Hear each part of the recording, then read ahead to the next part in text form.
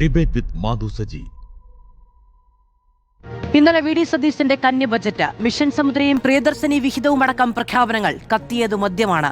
വീര്യം കുറയാത്ത വിവാദം. അഴിമതി എന്ന് ആദ്യം ഉന്നയിച്ചത് മുൻ ധനമന്ത്രി തോമസ് ഐസക്. എത്ര കിട്ടിയെന്ന് ചോദിക്കുന്നു എം.ബി. രാജേഷ്. മദ്യം ഒഴുക്കാനുള്ള തീരുമാനമെന്നും പ്രതിപക്ഷം. പ്രഖ്യാപനത്തിൽ തന്നെ പ്രതിരോധമുണ്ടായിരുന്നു മുഖ്യമന്ത്രിക്ക്. തീരുമാനമുണ്ടായത് LDF കാലത്തെന്ന്. വീര്യമേറിയ വിവാദമോ എന്നതാണ് ചോദ്യം.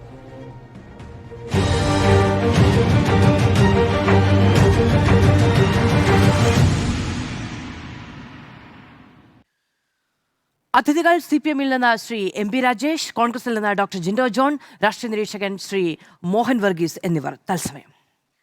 ശ്രീ എം.ബി. രാജേഷ്, എന്തുകൊണ്ടാണ് ഇതൊരു അഴിമതിയാണ് എന്ന്? അപ്പോൾ ഞാൻ നേരത്തെ പറഞ്ഞതുപോലെ ബജറ്റിൽ തന്നെ പ്രതിരോധവും ഉണ്ടായിരുന്നു മുഖ്യമന്ത്രിക്ക്. കാരണം ഈ തീരുമാനം LDF കാലത്ത് വന്നതാണ് എന്നതായിരുന്നു വിശദീകരണം.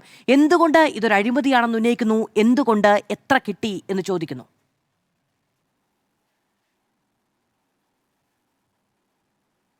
ഏതാണ് LDF കാലത്ത് വന്ന തീരുമാനം? വീര്യം കുറഞ്ഞ മദ്യം നിർമ്മിക്കാനുള്ള തീരുമാനമാണ് LDF കാലത്ത് വന്നത്. മുഖ്യമന്ത്രി ബജറ്റിൽ പറഞ്ഞത് അങ്ങും കേട്ടുവല്ലോ. അതിൽ നികുതിയുടെ കാര്യത്തിൽ മാത്രമാണ് ഞങ്ങൾ തീരുമാനമെടുത്തത് എന്നാണ് മുഖ്യമന്ത്രി പറഞ്ഞത്. അദ്ദേഹം പറഞ്ഞതിനെ ഞാൻ അങ്ങേക്ക് ഒരു ചോദ്യമായി നൽകുക മാത്രമാണ് ചെയ്തത്. അത് നികുതിയുടെ കാര്യം മാത്രമാണല്ലോ ഇതിലെ പ്രശ്നം. മദ്യം നമ്മുടെ നാട്ടിൽ വീര്യം കൂടിയ മദ്യം വിൽക്കുന്നുണ്ട്. അപ്പോൾ വീര്യം കുറഞ്ഞ മദ്യം വിൽക്കുന്നതിന് എന്താ പ്രത്യേകിച്ച് പ്രശ്നം? പ്രശ്നം എന്തായിരുന്നു? 251% മദ്യത്തിൻ്റെ നികുതി. ആ 251% എന്നത് കുറച്ചു തരണം എന്നത് ഈ വീര്യം കുറഞ്ഞ മദ്യം ഉൽപ്പാദിപ്പിക്കുന്ന കോർപ്പറേറ്റ് കമ്പനിയുടെ നിരന്തരമായ ആവശ്യമായിരുന്നു.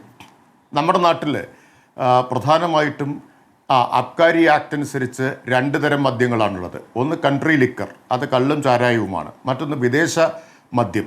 ബാക്കി എല്ലാ മദ്യവും വിദേശ മദ്യത്തിൻ്റെ ഗണത്തിലാണ് വരിക. അതിൽ ഇന്ത്യൻ നിർമ്മിത വിദേശ മദ്യമുണ്ട്, foreign made foreign liquor FMFL എന്ന് പറയും, അതുമുണ്ട്. പിന്നെ ഈ ഹോർട്ടി വൈൻ, ബിയർ തുടങ്ങിയവയും അതുപോലെ ലോ സ്ട്രെങ്ത് ആൽക്കഹോൾ, ഇതെല്ലാം വിദേശ മദ്യത്തിൻ്റെ കാറ്റഗറിയിലാണ് വരിക. ഇനി വിദേശ മദ്യത്തിൽ തന്നെ 2 വിഭാഗമുണ്ട്. ഒന്ന് ഡിസ്റ്റിലേഷൻ വഴി ഉണ്ടാക്കുന്നതും മറ്റൊന്ന് ഫെർമെൻറ്റേഷൻ വഴി ഉണ്ടാക്കുന്നതും. ഫെർമെൻറ്റേഷൻ വഴി എന്ന് പറഞ്ഞാൽ പുളിപ്പിച്ചുണ്ടാക്കുന്നതാണ്. അതാണ് ഹോർട്ടി വൈൻ, അങ്ങനെ ഉണ്ടാക്കുന്നതാണ്. അപ്പോൾ അത് LDF സർക്കാർ കൊണ്ടുവന്നിട്ടുണ്ട്. അത് കർഷകരെ സഹായിക്കാനാണ്. ഇപ്പോൾ നമ്മുടെ കാർഷികോൽപ്പന്നങ്ങൾ, ആ കാർഷികോൽപ്പന്നങ്ങൾക്ക് മികച്ചപ്പെട്ട വില കിട്ടാൻ ഇത് സഹായിക്കുമെന്ന് കർഷക സംഘടനകളാകെ ഉന്നയിച്ചിട്ടുള്ള ആവശ്യമാണ്. കർഷകരുടെ ചില കോഓപ്പറേറ്റീവ്സ് രൂപീകരിച്ച് അവർ ഈ ആവശ്യം ഉന്നയിച്ചിരുന്നു. അതിനുവേണ്ടിയാണ് ഈ വീര്യം കുറഞ്ഞ മദ്യം ഉൽപ്പാദിപ്പിക്കാനുള്ള ചട്ടഭേദഗതി അതിൻ്റെ യഥാർത്ഥത്തിൽ കൊണ്ടുവരേണ്ട എല്ലാ രീതിയും അവലംബിച്ചുകൊണ്ട്. ചട്ടഭേദഗതി ഒളിപ്പിച്ചു കൊണ്ടുവരാൻ പറ്റില്ലല്ലോ. നിയമസഭാ കമ്മിറ്റി ഉൾപ്പെടെ അംഗീകരിച്ചിട്ടാണല്ലോ ചട്ടഭേദഗതി വരുന്നത്. അങ്ങനെ കൊണ്ടുവന്നതാണ് ചട്ടഭേദഗതി. ഇപ്പോൾ അതിൽ പോലും കർഷകരെ സഹായിക്കാനുള്ള വീര്യം കുറഞ്ഞ മദ്യത്തിൻ്റെ, അതായത് വൈനിൻ്റെ, ഹോർട്ടി വൈനിൻ്റെ കാര്യത്തിൽ പോലും നികുതി ഇളവ് സർക്കാർ കൊടുത്തില്ല. എന്താണോ വൈനിൻ്റെ നികുതി, അതേ നികുതിയാണ് ഹോർട്ടി വൈനിന് നിശ്ചയിച്ചത്. വൈനിന് 86% നികുതി, ഹോർട്ടി വൈനിനും 86%. ഇവിടെ ഇത് സ്പിരിറ്റിൽ നിന്നുണ്ടാക്കുന്നത്, അതാണ് വ്യത്യാസം. ഇത് ഫെർമെൻറ്റേഷൻ വഴി പഴങ്ങളോ പച്ചക്കറികളോ ഉപയോഗിച്ചുണ്ടാക്കുന്നതല്ല. ഇപ്പോൾ നികുതി ഇളവ് കൊടുത്ത മദ്യം അത് സ്പിരിറ്റിൽ നിന്ന് തന്നെ ഉണ്ടാക്കുന്നതാണ്, ഡിസ്റ്റിലേഷൻ വഴി ഉണ്ടാക്കുന്നതാണ്. അതുകൊണ്ടാണത് മദ്യമാവുന്നത്. അത് വൈനോ മറ്റോ ആവാത്തത് മദ്യമാവുന്നത് ഡിസ്റ്റിലേഷൻ വഴി ഉണ്ടാക്കുന്നത് കൊണ്ടാണ്. അപ്പോൾ മദ്യത്തിൻ്റെ നികുതി നിരക്കാണ് കൊടുക്കേണ്ടത്. അത് 251%. അപ്പോൾ 251% നികുതി ഈടാക്കാൻ തീരുമാനിച്ചത് LDF സർക്കാരാണ്. ഇതെങ്ങനെ വന്നത് ഞങ്ങൾക്ക് നന്നായിട്ട് അറിയാം. കാരണം ഇവർ ഞങ്ങളെ സമീപിച്ചതാണല്ലോ. ഞങ്ങളുടെ കാലത്ത് നിരന്തരം ഈ ആവശ്യം ഉന്നയിച്ചവരാണ്. അന്ന് ഞങ്ങൾ ചർച്ച ചെയ്ത് തീരുമാനിച്ചത് 2 കാരണങ്ങൾ കൊണ്ട് ഇത് നികുതി ഇളവ് കൊടുക്കണ്ട എന്നാണ്. ഒന്നാമത്തെ കാരണം, സർക്കാരിന് വലിയ വരുമാന നഷ്ടമുണ്ടാവും. രണ്ടാമത്തെ കാരണം, ഇത് സുലഭമാവും. കാരണം ഇതിൻ്റെ പ്രത്യേകത, ഇത് റെഡി ടു ഡ്രിങ്ക് ആൽക്കഹോളാണ്. എന്ന് പറഞ്ഞാൽ സാധാരണ മദ്യം ഉപയോഗിക്കുന്നത് പോലെ ഇത് നേർപ്പിക്കേണ്ട ആവശ്യമില്ല. നേരെ ഔട്ട്ലെറ്റിൽ നിന്ന് വാങ്ങാം, നിന്നിടത്ത് നിന്ന് കഴിക്കാം, ഇത് കൊണ്ടു നടക്കാം. അപ്പോൾ കുട്ടികൾ, ഒരുപക്ഷെ സ്ത്രീകളൊക്കെ ഇത് വലിയ തോതിൽ ഉപയോഗിക്കുന്നതിന് അതിടയാക്കും, സുലഭമാവും എന്നതാണ്. ഇന്ന് പല KCBC ഉൾപ്പെടെയുള്ളവരും ഇക്കാര്യം പറഞ്ഞിട്ടുണ്ട്. ഇത് സുലഭമാവാൻ ഇടയാവും എന്ന കാര്യം ഞങ്ങൾ മാത്രം പറയുന്നതല്ല, കോമൺ സെൻസ് ആണ്.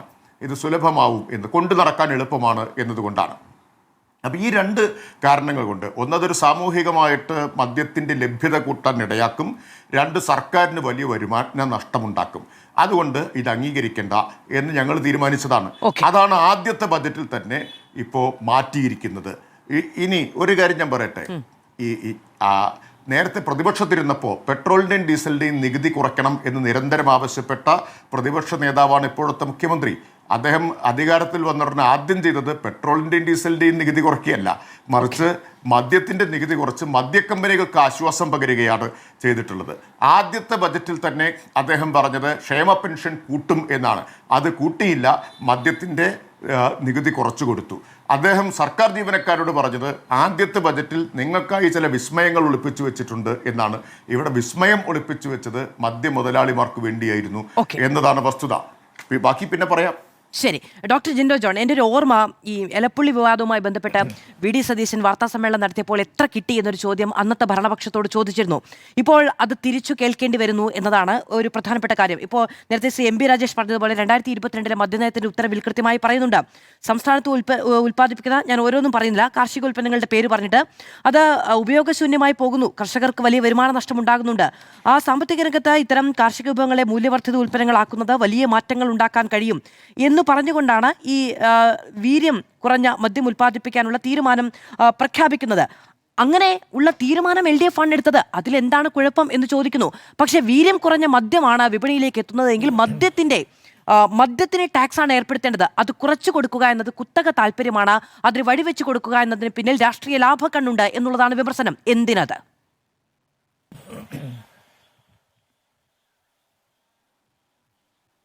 ഞാൻ ചോദിക്കുന്നത്, ഈ LDFന് ഇത്ര ആക്ഷേപം അവർ പറയുന്നുണ്ടല്ലോ, ഈ വീര്യം കുറഞ്ഞ മദ്യത്തിന് നികുതി കുറച്ചു എന്നുള്ളത്. അപ്പോൾ വീര്യം കുറഞ്ഞ മദ്യം എന്നുള്ളൊരു പ്രയോഗം തന്നെ കേരള സമൂഹത്തെ പരിചയപ്പെടുത്തിയത് ഇവരാണ്. അപ്പോൾ അതിൻ്റെ ടാക്സ് കുറച്ചത് കൊണ്ടാണ് ഇവർ പറയുന്നത്. ടാക്സ് കുറച്ചത് കൊണ്ട് അതിലെന്ത് കിട്ടി എന്ന് ചോദിക്കുന്നു. ഉമ്മൻചാണ്ടി സർക്കാരിൻ്റെ കാലത്ത് ബാറുകൾ അടച്ചുപൂട്ടിയിട്ട് പോയപ്പോൾ മദ്യലോബികൾ മുഴുവൻ UDFനും സർക്കാരിനും എതിരായിരുന്നു. അതിനുശേഷം LDF സർക്കാർ വന്നപ്പോൾ ആദ്യം ചെയ്ത് ബാറുകൾ മുഴുവൻ തുറന്നു കൊടുക്കുകയാണ് ചെയ്തത്. ബാറുകളുടെ സമയവും നീട്ടിക്കൊടുത്തു. അന്ന് ഇവർക്ക് എന്തെങ്കിലും കിട്ടിയിരുന്നോ? എന്ത് കിട്ടിയിട്ടാണ് അങ്ങനെ ചെയ്തത്?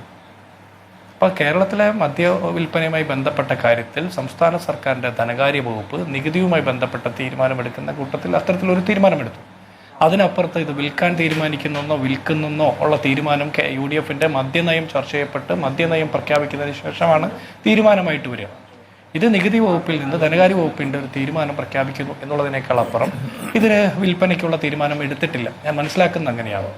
ആ തീരുമാനം UDFൽ ചർച്ച ചെയ്തിട്ട് UDFൻ്റെ മദ്യനയം ചർച്ച ചെയ്ത് പ്രഖ്യാപിക്കുമ്പോഴാണ് അക്കാര്യത്തെക്കുറിച്ച് പറയാൻ പറ്റും.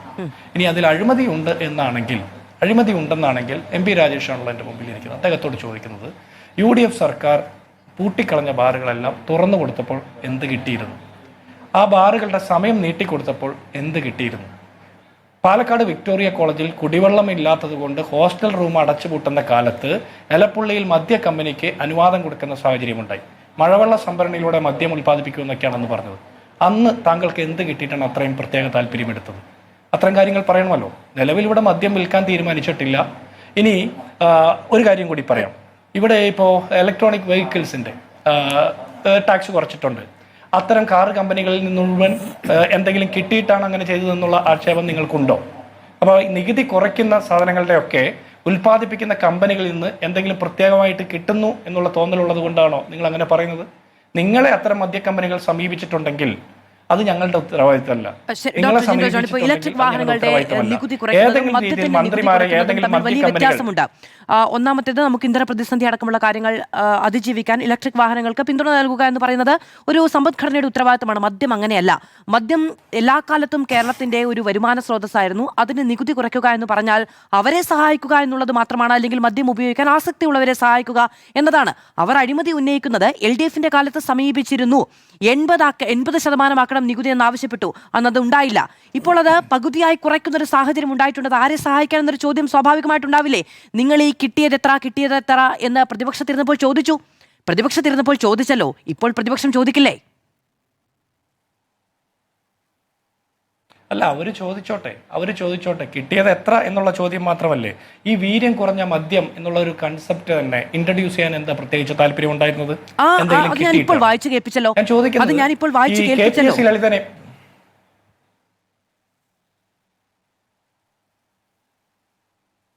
എന്താണ്?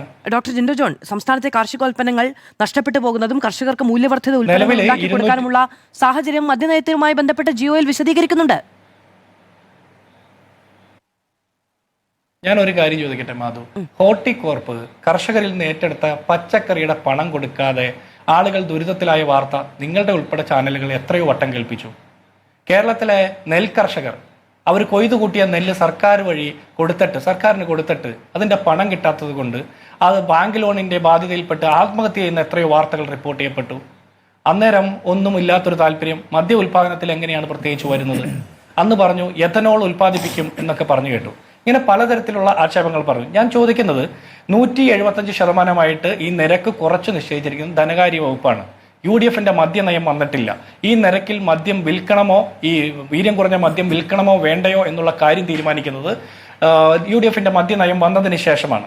അപ്പൊ ഇതെല്ലാം ചർച്ച ചെയ്യപ്പെടേണ്ട കാര്യമാണ്. ഇനി ഒരു കാര്യം കൂടി ചോദിക്കട്ടെ, KPSC ലളിതയും ഇന്നസെന്റും മരിച്ചുപോയി. ആ മനുഷ്യരെ ഉപയോഗിച്ച് പരസ്യം ചെയ്തല്ലോ, ഘട്ടം ഘട്ടമായിട്ടുള്ള മദ്യവർജനം, മദ്യശാലകളുടെ എണ്ണം കുറയ്ക്കും എന്നൊക്കെ പറഞ്ഞല്ലോ. 10 കൊല്ലം ഇരുന്നിട്ട് മദ്യശാലകളുടെ എണ്ണം കൂട്ടുകയും ഘട്ടം ഘട്ടമായി മദ്യശാലകളുടെ എണ്ണം കൂട്ടുകയും മദ്യശാലകൾ തുറന്നു വയ്ക്കുന്ന സമയം അധികരിച്ചു നൽകുകയും ചെയ്തത് എന്ത് കിട്ടിയിട്ടായിരുന്നു? ഡോക്ടർ ജിൻഡോ ജോൺ, ഒന്നാമത്തെ കാര്യം, ഈ മദ്യവിൽപ്പനയുമായി ബന്ധപ്പെട്ട നയം UDFന്റെയും LDFന്റെയും രണ്ടാണ്. അത് ഞാൻ സമ്മതിച്ചു, അത് നിങ്ങൾ തന്നെ പറഞ്ഞിട്ടുള്ളതാണ്, അത് സമ്മതിച്ചു, അതവിടെ നിൽക്കട്ടെ. ഇപ്പോൾ ഇവിടുത്തെ വിവാദം എന്താണ്? അത് ഈ നിരക്കുമായി ബന്ധപ്പെട്ടുള്ളതാണ്. അങ്ങ് തന്നെ പറഞ്ഞതിലൊരു പ്രശ്നമുള്ളത്, വീര്യം കുറഞ്ഞ മദ്യം വിൽക്കണോ എന്നുള്ളത് മദ്യനയത്തിൽ നിങ്ങൾ തീരുമാനിക്കും. ഈ നിരക്കിൽ വിൽക്കണമെന്ന് നിങ്ങൾ തീരുമാനിച്ചു കഴിഞ്ഞിരിക്കുന്നു, അത് ബജറ്റിൽ പ്രഖ്യാപിച്ചിരിക്കുന്നു. അതിനി മദ്യനയത്തിലല്ല തീരുമാനിക്കാൻ പോകുന്നത്. ആ തീരുമാനം അഡീഷണൽ ആയി എടുക്കുന്നത്, അഡ്വാൻസ്ഡ് ആയി എടുക്കുന്നത് എന്തിനാണ് എന്നതാണ് ചോദ്യം. അല്ല, ഇത് വീര്യം കുറഞ്ഞ മദ്യം ഈ നിരക്കിൽ ടാക്സ് ചെയ്യാൻ മാത്രമേ തീരുമാനിച്ചിട്ടുള്ളൂ. അത്തരം മദ്യം വിൽക്കണമോ വേണ്ടയോ എന്നുള്ള കാര്യം ഇതുവരെ തീരുമാനിച്ചിട്ടില്ലല്ലോ. എക്സൈസ് വകുപ്പ് മന്ത്രി അത് കൃത്യമായിട്ട് പറഞ്ഞില്ലേ? UDF യോഗം ചേർന്ന്, മന്ത്രിസഭാ യോഗം ചേർന്ന് അതിനുശേഷമാണ് UDFന്റെ മദ്യ നയം പ്രഖ്യാപിക്കുമ്പോഴേ നമുക്കറിയാൻ പറ്റുള്ളൂ. വിൽക്കാൻ ഉദ്ദേശമില്ലാത്ത ഒന്നിന്റെ ടാക്സ് ആണ് തീരുമാനിച്ചത് അല്ലെ, ബജറ്റിലൂടെ പ്രഖ്യാപിക്കുകയും ചെയ്തത്. അങ്ങനെ ഞാൻ പറഞ്ഞില്ല. ചിലപ്പോൾ വിൽക്കേണ്ടി വരും, ചിലപ്പോൾ വിൽക്കും. പക്ഷെ ഇപ്പോൾ ധനകാര്യ വകുപ്പ് ഈ മദ്യനയത്തിൽ വീര്യം കുറഞ്ഞ മദ്യത്തിന്റെ ടാക്സ് 250% നിന്ന് പകുതിയായിട്ടല്ല കുറച്ച് 175% കുറച്ചിരിക്കുന്നു.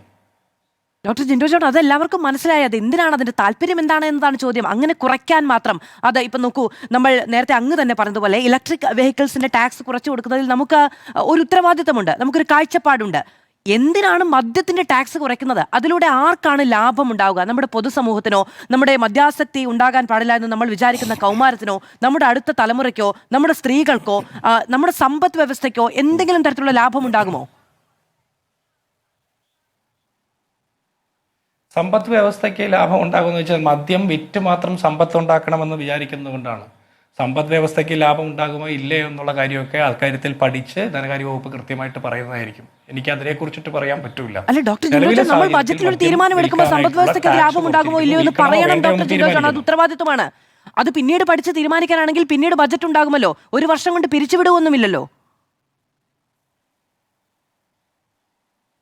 അല്ല, ഇതിൽ പ്രശ്നം വെച്ചാൽ നമ്മൾ മദ്യത്തിന്റെ ലഭ്യത കുറയ്ക്കുക എന്നുള്ളതല്ല.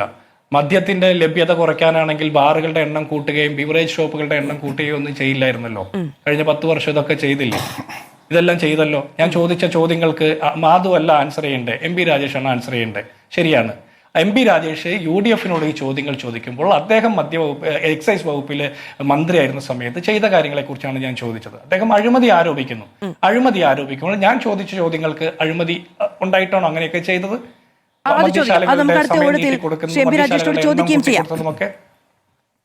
പക്ഷേ ഈ തീരുമാനം ആർക്ക് വേണ്ടിയിട്ടാണ് എന്നൊരു ചോദ്യമുണ്ടല്ലോ. ഇപ്പോൾ നമ്മൾ മിഷൻ സമുദ്രം പ്രഖ്യാപിക്കുമ്പോൾ അത് നമ്മുടെ ഒരു പൊതു ഇൻട്രസ്റ്റിന് വേണ്ടിയിട്ടാണ്. മത്സ്യമേഖലയ്ക്ക് അനുകൂലമായ തീരുമാനങ്ങൾ എടുക്കുന്നത് ആ മേഖലയിലുള്ള ജനങ്ങൾക്ക് വേണ്ടിയാണ്. മദ്യത്തിന്റെ ടാക്സ് കുറയ്ക്കുന്നത് ആർക്ക് വേണ്ടിയാണ്? മദ്യത്തിന്റെ ടാക്സ് കുറയ്ക്കാൻ ഇപ്പോൾ കേരളത്തിൽ തന്നെ പൊതുമേഖലാ മദ്യ നിർമ്മാണശാലകളുണ്ടല്ലോ. കേരളത്തിൽ മദ്യ നിർമ്മാണശാലകളുണ്ട്. അതുപോലെ തന്നെ നമ്മുടെ ടൂറിസം മേഖലയുടെ വികസനത്തിന് വേണ്ടി മദ്യം അനിവാര്യമാണെന്നാണ് മുൻപിരുന്ന സർക്കാർ പറഞ്ഞിട്ടുള്ളത്. സ്വാഭാവികമായിട്ടും അത്തരം കാഴ്ചപ്പാടുകളോട് കൂടിയായിരിക്കും ഈ വീര്യം കുറഞ്ഞ മദ്യത്തിന്റെ ടാക്സ് കുറച്ചു കൊടുത്തിരിക്കുന്നത്. വീര്യം കൂടിയ മദ്യം ഉപയോഗിക്കാതിരിക്കാൻ വേണ്ടിയിട്ട് കൂടിയായിരിക്കും.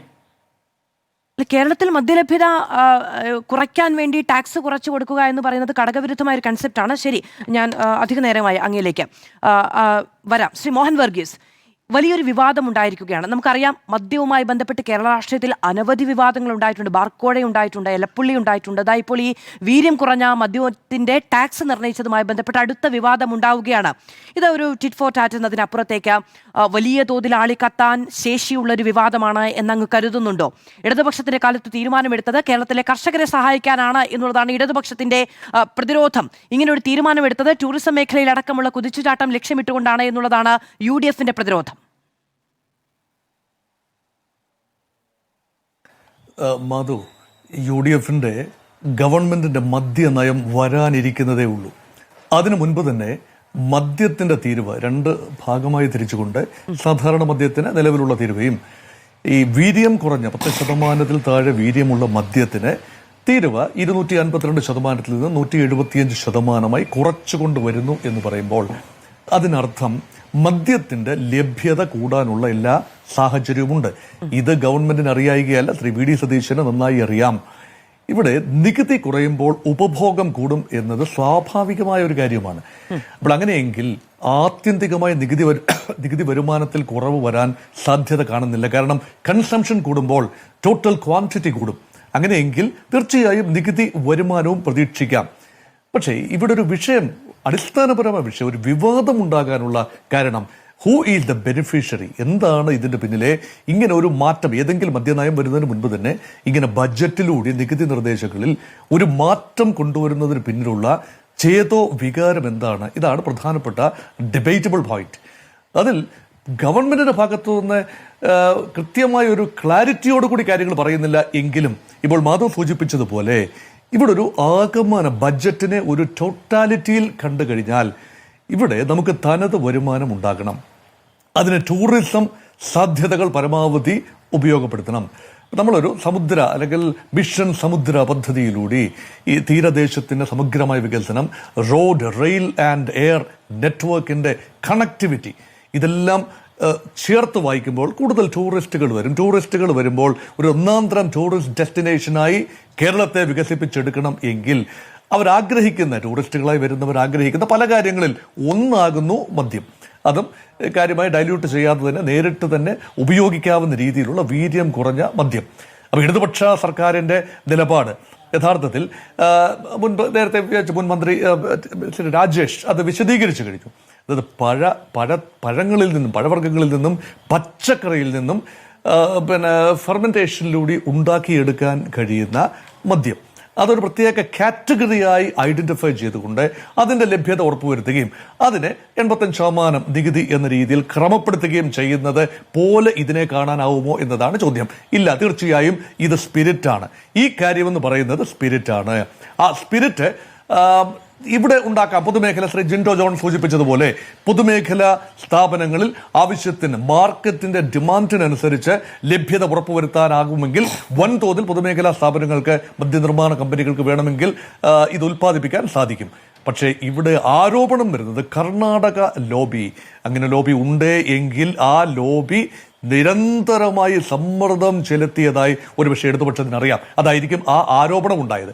പക്ഷേ ഇത് ആരോപണം മാത്രമാണ്, തെളിയിക്കാൻ സാധിക്കുന്ന ഒരു കാര്യമല്ല. കാരണം എന്ത് കിട്ടി എന്ന് സ്വാഭാവികമായി ചോദിക്കുന്ന ചോദ്യമല്ലേ ഈ ഒരു ബൗളർ ക്രിക്കറ്റ് ഫീൽഡിൽ ബാറ്റ്സ്മാനെതിരെ LBW appeal, how is that എന്ന് ചോദിക്കുന്നത് പോലെയുള്ളൂ. എന്ത് കിട്ടിക്കാണും? ഉണ്ടോ? അഴിമതി ഉണ്ടോ? നിങ്ങൾ ആരെങ്കിലും കിക്ക് ബാക്ക് തന്നിട്ടുണ്ടോ? ഇങ്ങനൊരു നയമാറ്റത്തിന് പിന്നിൽ എന്തെങ്കിലും കാര്യങ്ങളുണ്ടോ? ഇത് ചോദിക്കേണ്ട ചുമതല പ്രതിപക്ഷത്തിന്റെ ചുമതലയാണ്. പക്ഷേ ഭരണപക്ഷത്തിന്റെ ഭാഗത്ത് നിന്ന് കാര്യമായ ഒരു ഡിഫൻസ് ഉണ്ടായിട്ടില്ല. ശ്രീ ലിജുവിന്റെ ഭാഗത്ത് നിന്ന്, എക്സൈസ് മന്ത്രിയുടെ ഭാഗത്ത് നിന്ന് ഒരു സ്വാഭാവികമായ ഒരു പ്രതികരണം ഉണ്ടായി. കാരണം ഞങ്ങളുടെ മദ്യനയം ഇനി രൂപീകരിക്കാൻ പോകുന്നതേ ഉള്ളൂ, അതിനുശേഷം. പക്ഷേ ഇവിടെ ഒരു ഡിസ്ക്രിപ്പൻസി ചൂണ്ടിക്കാണിക്കാനാവുന്നത് വിൽക്കാനല്ല എങ്കിൽ ശ്രീ ജിൻഡോ, വിൽക്കാനല്ല എങ്കിൽ എന്തിനാണ് മുൻകൂട്ടി നികുതി നിശ്ചയിച്ചു വെച്ചിരിക്കുന്നത്? അപ്പോൾ ഇത് വിൽക്കാൻ തന്നെയാണ്. ഈ മദ്യം വിൽക്കാനല്ല എന്ന് അദ്ദേഹം പറയുന്നുമില്ല. ഒരുപക്ഷെ വിറ്റേക്കും, ചിലപ്പോൾ വിൽക്കില്ല എന്നേ പറയുന്നുള്ളൂ. അല്ല, അതിന് ഓപ്ഷൻ വിൽക്കാൻ ഉദ്ദേശിക്കുന്നില്ല എങ്കിൽ ഒരു രീതിയിലും നികുതി ഘടനകളിൽ ടാമ്പർ ചെയ്യേണ്ട ആവശ്യമില്ല. നിലവിലുള്ള നികുതി തുടർന്നാൽ മതിയാകും. അതേക്കുറിച്ച് ഒരു മെൻഷനും ചെയ്യേണ്ട കാര്യമില്ല. അപ്പോൾ ഇത് വ്യാപകമായി വീര്യം കുറഞ്ഞ മദ്യം സുലഭമായി വരട്ടെ. അതൊരു ബിവറേജ് എന്നുള്ള നിലയിൽ, അതായത് അതൊരു ഹാംഫുൾ സബ്സ്റ്റൻസ് എന്നുള്ള നിലയിലല്ല, ഒരു എന്തോ ജനങ്ങൾക്ക് ആവശ്യമുള്ള രീതിയിലുള്ള ഒരു പാനീയം, ഒരു അത്യാവശ്യ കാര്യം എന്ന രീതിയിൽ ഗവൺമെന്റിന്റെ രീതികൾ മാറിയോ? പക്ഷെ അത് അംഗീകരിക്കാൻ കത്തോലിക്ക ബിഷപ്സ് കോൺഫറൻസ് ഉൾപ്പെടെയുള്ള സമിതികൾ തയ്യാറല്ല. മദ്യനിരോധന പ്രസ്ഥാനങ്ങൾ പലതുമുണ്ട് ഈ നാട്ടിൽ. അപ്പൊ അവരുടെ ഭാഗത്ത് നിന്ന് കടുത്ത എതിർപ്പ്. ഇവരുടെയൊക്കെ പിന്തുണ UDF ഉണ്ടായിരുന്നു. രാഷ്ട്രീയമായി തെരഞ്ഞെടുപ്പിൽ ഈ വിഭാഗങ്ങളുടെയൊക്കെ പിന്തുണയോടുകൂടി തന്നെയാണ് UDF അധികാരത്തിൽ വന്നത്. അതുകൊണ്ട് ഇപ്പോഴൊരു മദ്യ നയം ഉണ്ടാകുന്നതിന് മുൻപേ അതിന്റെ ചുമതല വരാനിരിക്കുന്ന വെടിക്കെട്ടിന്റെ ഒരു സാമ്പിൾ വെടിക്കെട്ട് മാത്രമാണോ ഈ പറയുന്ന ഒരു തീരുമാനം? നയത്തിൽ ഒരു വ്യതിയാനം, കാര്യമായ സമഗ്രമായ വ്യതിയാനം വരുത്തിക്കൊണ്ട് നമുക്കറിയാവുന്നതുപോലെ ഒരുപക്ഷെ ടാക്സ് റീസ്ട്രക്ചർ ചെയ്യുകയും ചെയ്യുകയാണെങ്കിൽ ഇത്രയും വലിയൊരു വിവാദം ഒരുപക്ഷെ ഉണ്ടാകുമായിരുന്നില്ല. ഇത് അതിനു മുൻപായി ബജറ്റിൽ തന്നെ, അതും ആദ്യ ബജറ്റിൽ തന്നെ ഇത് പ്രഖ്യാപിച്ചപ്പോഴാണ് സ്വാഭാവികമായും അതിലൊരു വലിയ രാഷ്ട്രീയ വിവാദം ഉണ്ടായി വരികയും ചെയ്തത്. MP രാജേഷ് ഇപ്പൊ നേരത്തെ ഈ കാർഷികോൽപ്പന്നങ്ങളുമായി ബന്ധപ്പെട്ട കാര്യമൊക്കെ മദ്യനയത്തിൽ പറയുന്നത് ഞാൻ ഡോക്ടർ ജിൻഡോ ജോണിനോട് ഒരു ചോദ്യം ചോദിക്കുമ്പോൾ വായിച്ചു കേൾപ്പിക്കുകയും ചെയ്തു. പക്ഷെ അതിന്റെ തൊട്ടടുത്ത പാരഗ്രാഫിൽ ആ ഉത്തരവിൽ തന്നെ പറയുന്നുണ്ട്, സംസ്ഥാനത്ത് മദ്യനിരോധനം നടപ്പിലാക്കുന്നത് സംബന്ധിച്ച് പഠനം നടത്തിയ ഉദയഭാനു കമ്മീഷൻ വീര്യം കൂടിയ മദ്യം ഘട്ടം ഘട്ടമായി കുറച്ച് വീര്യം കുറഞ്ഞ ഒരു മദ്യ ഉപഭോഗത്തിലേക്ക് ജനങ്ങളെ കൊണ്ടുവരണമെന്ന് ശുപാർശ ചെയ്യുന്നുണ്ട്. സംസ്ഥാനത്ത് നിലവിൽ വിൽക്കുന്ന ഇന്ത്യൻ നിർമ്മിത വിദേശ മദ്യത്തിന്റെ വീര്യം ഒക്കെ പറഞ്ഞുകൊണ്ട്, അതായത് വീര്യം കുറഞ്ഞ മദ്യം ലഭ്യമാക്കിയാൽ ഉപഭോഗം കുറയ്ക്കാൻ സാധിക്കുമെന്ന് പറയുന്നത് നിങ്ങൾ ഉന്നയിച്ചൊരു സോഷ്യൽ കോസാണത്. ശുപാർശ അടക്കം ഈ ഉത്തരവിന്റെ ഭാഗമായി പറയുമ്പോൾ അതിനൊരു പ്രാധാന്യമുണ്ടെന്ന് വിചാരിച്ചുകൊണ്ടായിരിക്കുമല്ലോ നിങ്ങളുടെ കാലത്ത് അത് ഒരു ഉത്തരവിന്റെ ഭാഗമായി തന്നെ പറയുകയും ചെയ്യുന്നത്. അത് സ്വാഭാവികമായും പുതിയ സർക്കാരിന് വേണമെങ്കിൽ കണക്കിലെടുക്കുകയും ആ ഒരു സോഷ്യൽ കോസിന്റെ കാരണം പറഞ്ഞ് നികുതി കുറയ്ക്കുകയും ചെയ്യാം. അങ്ങനെയാണെന്നല്ല ഞാൻ പറഞ്ഞത്, അങ്ങനെയാണെന്ന് ഞാൻ പറയുന്നുമില്ല. പക്ഷെ അതൊരു കാരണമായി ചൂണ്ടിക്കാണിക്കാം.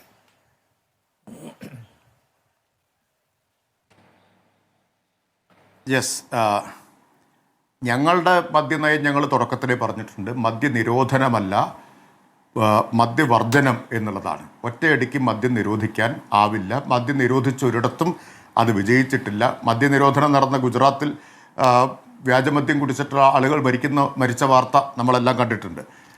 ബീഹാർ മദ്യനിരോധനമുള്ള സ്ഥലത്ത് വ്യാജമദ്യം സുലഭമാണ്, അവിടെ ആളുകൾ വ്യാജമദ്യം കഴിച്ച് മരിക്കുന്നു. അപ്പം ലോകത്തൊരിടത്തും വിജയിക്കാത്ത കാര്യമാണ് മദ്യനിരോധനം. ഇവിടെ പ്രശ്നം അതല്ലല്ലോ. ഞാൻ ഓരോന്നിലേക്കും വരാം. ശ്രീ ജിൻഡോ ജോൺ പറഞ്ഞ എല്ലാ കാര്യത്തിലേക്കും വരാം. അദ്ദേഹം പറഞ്ഞതോടുകൂടി കാര്യങ്ങൾ കൂടുതൽ ഗൗരവത്തിലാവുകയാണ്. അദ്ദേഹവും ഇന്ന് എക്സൈസ് മന്ത്രിയും പറഞ്ഞതോടുകൂടി മനസ്സിലാവുന്നൊരു കാര്യം എന്താ, UDF ആലോചിച്ചിട്ടില്ല. UDF അതിൻ്റെ മദ്യനയം പോലും ഇതുവരെ ആലോചിച്ചിട്ടില്ല. അപ്പോഴല്ലേ കൂടുതൽ ഗൗരവം വരുന്നത്. UDF മദ്യനയം പോലും ആലോചിക്കാത്ത ഘട്ടത്തിൽ എന്തിനാണ് ഇത്ര തിടുക്കപ്പെട്ട് ഈ ബജറ്റിൽ നികുതി കുറച്ചത്? ആർക്കാണ് ഇത്ര ധൃതി എന്ന ചോദ്യം ഇവിടെയാണ് ചോദിക്കേണ്ടത്. ശരിയാണ്, സാധാരണ ഞാനും അതാണ് ആലോചിച്ചത്. സാധാരണ ഒരു ഗവൺമെൻറ് വന്നാൽ ആ ഗവൺമെൻറ് ഒരു നയം അംഗീകരിക്കും. ആദ്യം മദ്യനയം, ആ നയത്തിൻ്റെ അടിസ്ഥാനത്തിലാണ് പിന്നെ ബാക്കി കാര്യങ്ങൾ തീരുമാനിക്കുക. ഇപ്പം ഞങ്ങൾ ഡിസ്റ്റിലറി അനുവദിക്കാൻ തീരുമാനിച്ചത് 2022-23 നയത്തിൽ പ്രഖ്യാപിച്ചിട്ടാണ്. എന്നിട്ട് ഇവർ വിവാദം ഉണ്ടാക്കാൻ ശ്രമിച്ചവരാണ്. എന്നിട്ട് ഞങ്ങളോട് ചോദിച്ചവരാണ് എന്ത് കിട്ടിയെന്ന്. ചോദ്യം തിരിച്ചും വരും. അപ്പോൾ അസ്വസ്ഥത കാണിച്ചിട്ടൊന്നും കാര്യമില്ല, അസഹിഷ്ണുത കാണിച്ചിട്ടും കാര്യമില്ല. ആദ്യം ഇത് ചോദിച്ചത് നിങ്ങളാണ്, ഞങ്ങളല്ല. ഞങ്ങൾ ജനങ്ങളുടെ മുമ്പിൽ പരസ്യമായിട്ട് പറഞ്ഞ, മന്ത്രിസഭ അംഗീകരിച്ച ഒരു നയത്തിൻ്റെ അടിസ്ഥാനത്തിൽ സുതാര്യമായിട്ട് ഡിസ്റ്റിലറി അനുവദിക്കാൻ തീരുമാനിച്ചപ്പോൾ ഈ ചോദ്യം ചോദിച്ചത് ഇന്നത്തെ മുഖ്യമന്ത്രി, അന്നത്തെ പ്രതിപക്ഷ നേതാവാണ്. അപ്പോൾ അദ്ദേഹത്തിനോട് തിരിച്ചും ചോദ്യം ചോദിക്കും. പിന്നെ എന്നിട്ട് നിങ്ങൾ ആരോപണമൊക്കെ ഉന്നയിച്ച് ഹൈക്കോടതി പോയല്ലോ, എന്തായി ഒന്ന് പറയുന്നത് നല്ലതാണ്. ഹൈക്കോടതി പോയിട്ട് എന്തായി? LDF സർക്കാർ എന്തെങ്കിലും ക്രമക്കേട്, അഴിമതി അതിൽ കാണിച്ചു എന്ന് ഹൈക്കോടതി പറഞ്ഞോ? അപ്പോൾ അതൊന്നും ഞങ്ങളോട് എടുക്കരുത്. ഞങ്ങൾ അത്ര സുതാര്യമായിട്ടാണ് ആ കാര്യങ്ങളെല്ലാം ചെയ്തിട്ടുള്ളത്. ഇവിടെ പ്രശ്നം എന്താ? നയം വന്നിട്ടില്ല. നയത്തിൽ അങ്ങനൊരു നയപരമായ തീരുമാനമില്ല. ഇപ്പോൾ ജിൻഡോ ജോൺ പറയുന്ന ഏറ്റവും വലിയ തമാശ, ഞങ്ങൾ വിൽക്കണമെന്ന് തീരുമാനിച്ചിട്ടില്ല എന്നാണ്. വിൽക്കണോ എന്ന് പോലും തീരുമാനിക്കാത്തൊരു കാര്യത്തിൻ്റെ നികുതി നിശ്ചയിക്കാൻ മാത്രം ധൃതി എന്തായിരുന്നു? ആർക്കാണ് ഇത്ര ധൃതി? ഇനി ഇനിയിപ്പോൾ ഇവർ തീരുമാനിക്കേണ്ട കാര്യമില്ല വിൽക്കണോ വിൽക്കണ്ടേന്ന്. ഇനി വിൽക്കാതിരിക്കേണ്ട കാര്യമില്ല. കാരണം നിയമപരമായിട്ട് തടസ്സമില്ല ഇത് വിൽക്കുന്നതിന്. ആകെ ഉണ്ടായിരുന്ന തടസ്സം എന്താണ് ഈ കമ്പനിക്ക് ഉണ്ടായിരുന്ന തടസ്സം 251% നികുതി. അത് തങ്ങൾക്ക് ലാഭകരമല്ല എന്നതായിരുന്നു ഇവരുടെ വാദം. 251% നികുതി കൊടുത്ത് നികുതി അടച്ച് വിൽക്കുമ്പോൾ ഞങ്ങൾക്ക് ലാഭമുണ്ടാവില്ല, അപ്പോൾ നികുതി ഇളവ് ചെയ്തു തരണം. ഞങ്ങളത് അംഗീകരിച്ചില്ല, ഞങ്ങൾ ഇളവ് ചെയ്തു കൊടുത്തില്ല. വി.ഡി. സതീശൻ്റെ ഗവൺമെൻറ് അധികാരത്തിൽ വന്ന ആദ്യത്തെ മുൻഗണന കൊടുത്തത് പെട്രോൾ ഡീസൽ നികുതി കുറയ്ക്കുന്നതിലല്ല, ക്ഷേമ പെൻഷൻ കൂട്ടുന്നതിലല്ല, മദ്യമുതലാളിയുടെ ആവശ്യം നിറവേറ്റിക്കൊടുക്കുന്നതിലാണ്. അതിൻ്റെ പിന്നിൽ, ആ ധൃതിയുടെ പിന്നിലുള്ള താല്പര്യം എന്താണ് എന്ന ചോദ്യം ആരായാലും ചോദിക്കില്ലേ? അത് വളരെ നിഷ്കളങ്കമാണ് എന്നാണോ എല്ലാവരും കരുതുക? ആ ചോദ്യത്തിന് പ്രസക്തിയില്ലേ? ഇനി ഇവിടെ ചില ആരോപണങ്ങൾ ഉന്നയിച്ചല്ലോ, അതിലേക്ക് ഞാൻ വരാം. മദ്യശാലകളുടെ സമയം കൂട്ടിയത് എന്ത് കിട്ടിയിട്ടാണെന്ന് ചോദിച്ചു. ഈ ചോദ്യം അന്ന് വന്നപ്പോൾ ഞാനന്ന് മറുപടി പറഞ്ഞിരുന്നു. അത് അന്നത്തെ പ്രതിപക്ഷ നേതാവിനോട് പോയി ചോദിച്ചാൽ മതിയെന്ന്. അദ്ദേഹത്തിൻ്റെ കൂടി അറിവോടെയാണ് അത് കൂട്ടിയത്. ഞങ്ങൾ ഏകപക്ഷീയമായിട്ടല്ല എന്ന് പറഞ്ഞു. പിന്നെ അദ്ദേഹം ഒന്നും പറഞ്ഞിട്ടില്ല. ഞങ്ങൾ ഏകപക്ഷീയമായി ചെയ്തതല്ല എന്ന് പറഞ്ഞു. പിന്നെ ഒന്നും അദ്ദേഹം പറഞ്ഞിട്ടില്ല, നിങ്ങൾക്ക് എല്ലാവർക്കും അറിയാമല്ലോ. മാത്രമല്ല അദ്ദേഹം സമ്മതിച്ചു, ബാർ ഉടമകൾ അവരുടെ സംഘടന എന്നെ വന്ന് കണ്ടിരുന്നു എന്ന് അദ്ദേഹം സമ്മതിച്ചു. മനസ്സിലായല്ലോ? അപ്പോൾ അതാണ് അതിനെക്കുറിച്ച് പറയാനുള്ളത്. പിന്നെ കാർഷികോൽപ്പന്നങ്ങളിൽ നിന്ന് ഈ ഹോർട്ടി വൈൻ ഉണ്ടാക്കാൻ ഇത്ര ധൃതി എന്തായിരുന്നു എന്നാണ് ചോദ്യം.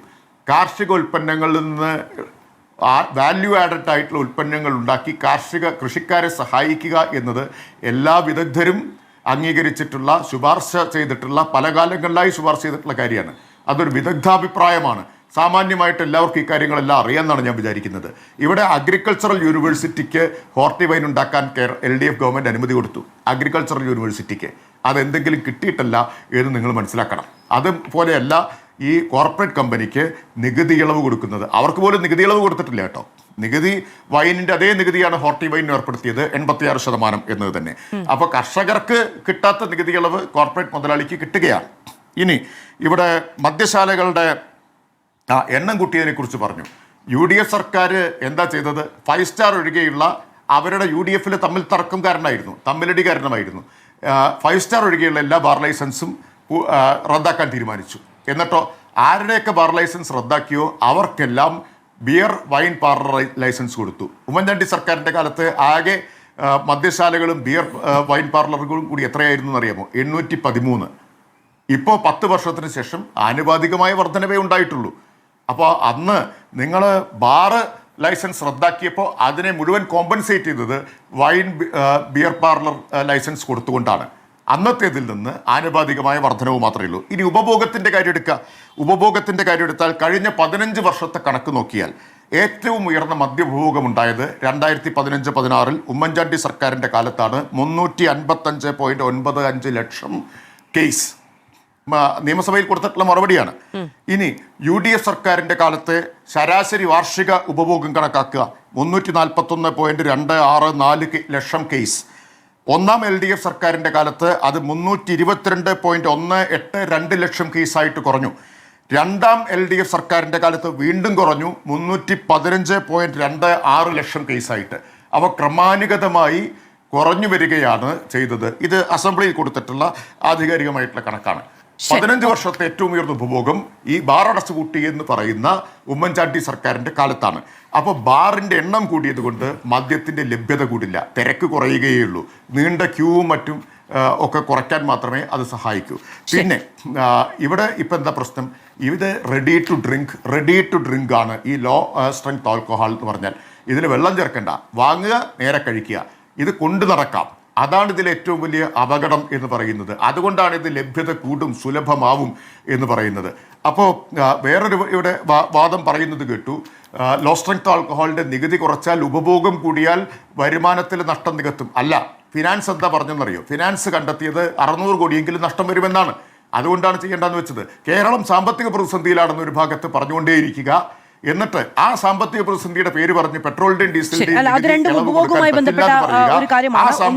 ഈ പറയുന്നത് പോലെ രണ്ടും ഉപഭോഗവുമായി ബന്ധപ്പെട്ട ഉള്ള കാര്യമാണ്. ഒന്ന്, വില കുറഞ്ഞ മദ്യം കൂടുതലായി ലഭിക്കുമ്പോൾ അത് കൂടുതലായി വാങ്ങും. അപ്പോഴും അത് ഉപയോഗിക്കുന്നത് നമ്മുടെ ജനമാണ്.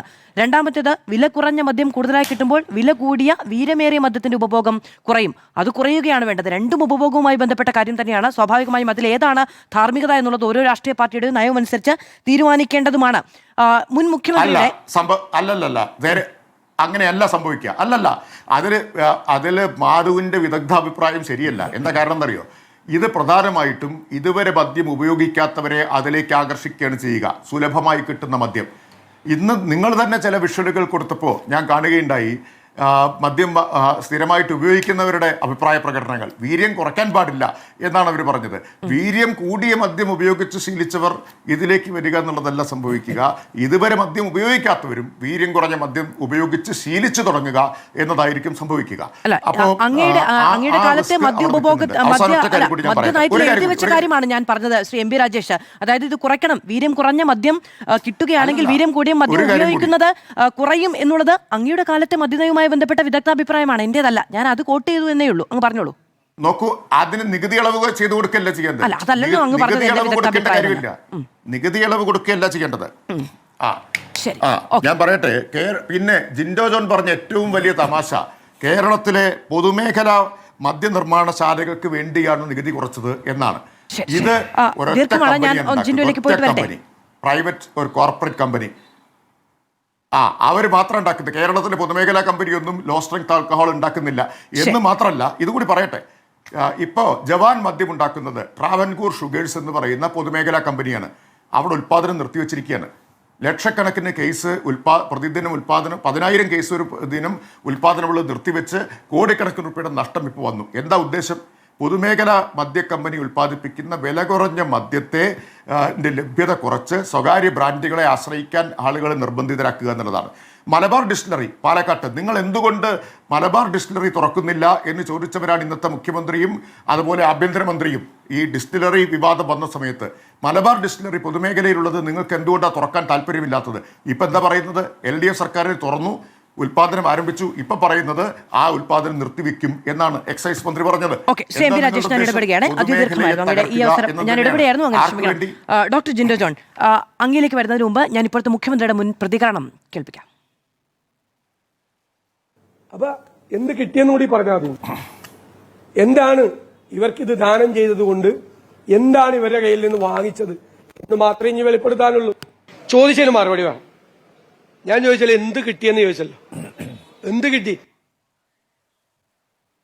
ഡോക്ടർ ജിൻഡോ ജോൺ, നേരത്തെ എം പി രാജേഷ് പറയുകയായിരുന്നു ഇങ്ങോട്ട് ചോദിച്ചതാണ്, അത് സ്വാഭാവികമായും അങ്ങോട്ടും ചോദിക്കുമെന്നുള്ളത്. മദ്യനയം തീരുമാനിക്കുന്നതിന് മുൻപ് നികുതി ഘടനയെ ലഘൂകരിക്കുന്നത് വിൽക്കാൻ വേണ്ടിയിട്ടല്ല എന്ന് പറയുന്നത് കുറച്ച് ബാലിശമായ വാദമാണ്.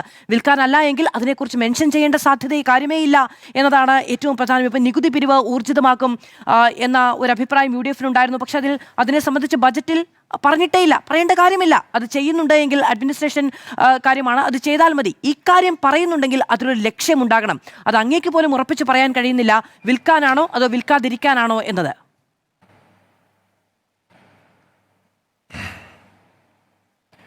മാധവ്, ഞാൻ ആദ്യഘട്ടത്തിൽ ഞാൻ എന്തുകൊണ്ടാണ് കുറച്ച് പറഞ്ഞെന്നറിയാം. അദ്ദേഹം കുറച്ചുകൂടി അധികം പറഞ്ഞു പോകട്ടെ എന്നുള്ളത് കൊണ്ടാണ്. അദ്ദേഹം പറഞ്ഞ ഒരു കാര്യമുണ്ട്, ഇന്ധന സെസ് കുറയ്ക്കുന്നതിനെ കുറിച്ച് പറഞ്ഞില്ലെന്ന്. കേരളം കണ്ട ഏറ്റവും വലിയ സാമ്പത്തിക ശാസ്ത്രജ്ഞൻ തോമസ് ഐസക്, അദ്ദേഹം പറഞ്ഞത് ഒരു മണ്ടത്തരമാണെന്ന്. നിങ്ങൾ മണ്ടത്തരമാണെന്ന് പറഞ്ഞ കാര്യം ഞങ്ങളോട് ചെയ്യാൻ നിർബന്ധിക്കുന്നതാണ്. ഞങ്ങൾക്ക് അക്കാര്യത്തിൽ വ്യത്യസ്തമായ മറ്റൊരു അഭിപ്രായമുണ്ട്. പക്ഷെ ഞാൻ താങ്കളുടെ ചോദ്യത്തിന് തിരിച്ചൊരു ചോദ്യം ചോദിച്ചെന്നേ ഉള്ളൂ. DA കുടിശ്ശിക നിങ്ങൾ വരുത്തി വെച്ചതല്ലേ? ആദ്യത്തെ ക്യാബിനറ്റിൽ 3000 രൂപ ക്ഷേമ പെൻഷൻ കൊടുക്കുമെന്ന് ഞങ്ങൾ പറഞ്ഞിട്ടുണ്ട്. 3000 രൂപ കൊടുക്കും എന്നുള്ളത് ഞങ്ങളുടെ പ്രഖ്യാപനമാണ്. അത് കൊടുക്കും. പക്ഷെ അതിനുള്ള സാമ്പത്തിക സ്ഥിതി കേരളത്തിനുണ്ടോ എന്നും കൂടി പരിശോധിക്കണം. നിങ്ങൾ 2500 രൂപ പ്രഖ്യാപിച്ചിട്ട് നിങ്ങളുടെ ആ സർക്കാരിന്റെ കാലാവധി കഴിഞ്ഞിട്ടും നിങ്ങൾക്ക് അത് കൊടുക്കാൻ പറ്റിയില്ലല്ലോ. പറഞ്ഞല്ലോ ബജറ്റിൽ ക്ഷേമ പെൻഷനുമായി ബന്ധപ്പെട്ടൊന്നും ഉണ്ടായിരുന്നില്ലല്ലോ.